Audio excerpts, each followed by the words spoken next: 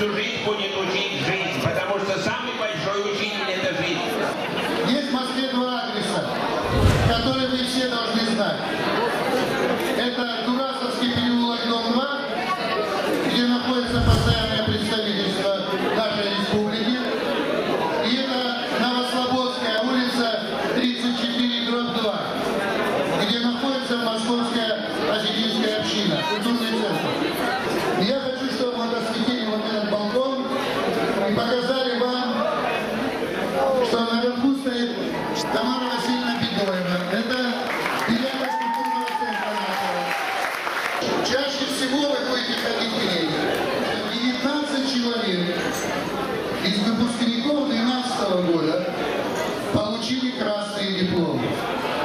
Каждый красный диплом получит красный конверт. И в красном конверте будет по $1000. Российская академия музыки имени Гнесиных. Икоева Зарина Петровна. Икоева Зарина, я хочу ее видеть здесь.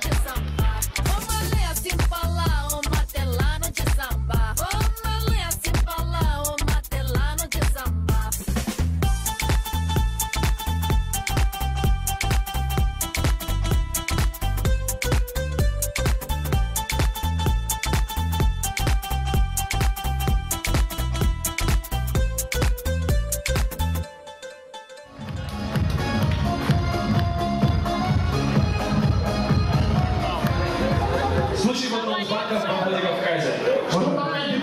Никому не двигаться! Это ограбление! Квадратки потянулся на сумме квадратов в катету. Ты дебил, ложись! Да когда же мне эта геометрия пригодится?